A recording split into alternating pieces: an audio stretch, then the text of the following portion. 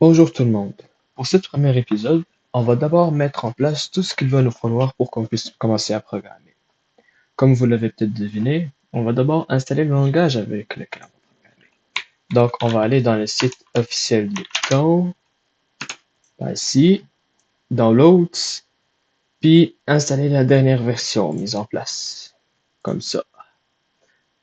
Pour ceux de Windows, ça va donner bien sûr un fichier exe, mais pour ceux de macOS, ça va être différent. Mais je pense que les procédures d'installation vont à peu près se ressembler. C'est juste pour ceux qui sont en Windows, il faut cliquer sur cette section ici, là, Add Python EX to Path. Ça, c'est très important. Donc, on va aller dans Install Now, attendre à ce que ça installe.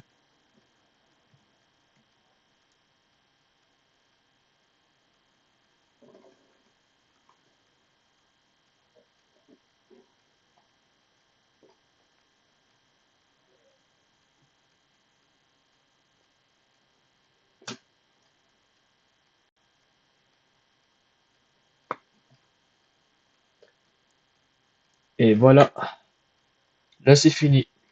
Mais là, comme vous pouvez le voir, on peut littéralement rien faire parce qu'on a juste installé le langage. Mais il va nous falloir une autre application pour qu'on puisse utiliser et programmer avec le langage. Donc, on va installer ce qu'on appelle un IDE, donc un Development Environment. Ce que je recommande fortement, c'est d'installer PyCharm, qui est littéralement fait pour Python, même s'il y en a énormément d'autres comme VS Code, etc. Mais on va installer celle-là parce qu'elle est vraiment friendly pour ceux qui utilisent Python. Donc, l'installer.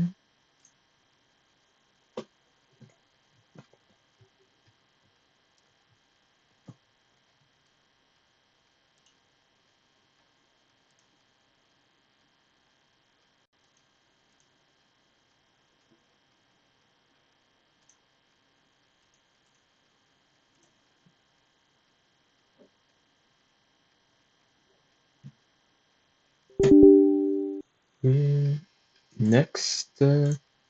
Parcourir tout ce qu'il va falloir pour installer. Pour celle-là, je pense pas qu'il faut qu'on fasse quelque chose. Install. Là, ça peut prendre un bout.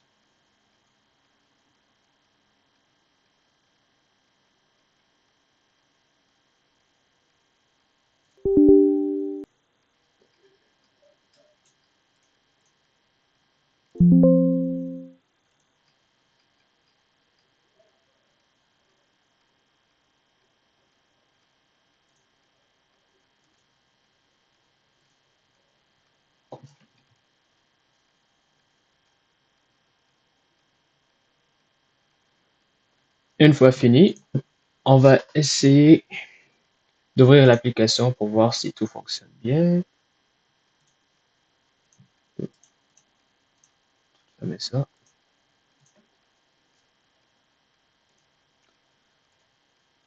Il y aurait d'autres procédures à confirm, don't send, autoriser.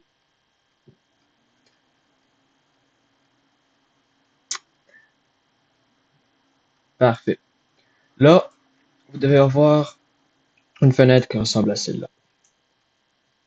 Donc, à gauche, ici, vous pouvez voir tous les projets que vous avez. En effet, un projet va vous permettre de stocker toutes les affaires qui seront importantes pour votre code, comme par exemple le fichier en tant que tel de Python, quelques images que vous allez peut-être utiliser, peut-être même des données et tout ça en fait. C'est en effet la fenêtre la plus importante. Ici, en bas à gauche, il y aurait comme d'autres fenêtres qui vont être importantes pour qu'on puisse voir le résultat de notre code. Donc, pour commencer, on va créer un nouveau projet, New Project.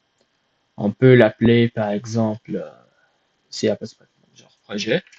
Ça peut être n'importe quoi comme vous voulez. Je vais choisir où est-ce qu'il pourrait être. Create. Une fois que vous avez un projet, la fenêtre devrait ressembler à quelque chose qui ressemble à quelque chose de même.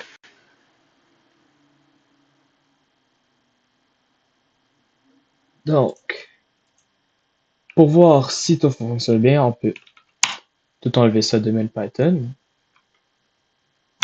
Puis là, quand vous commencez à taper, il est supposé avoir une place où ça peut continuer, et ça peut finir en fait tout ce que vous essayez de faire.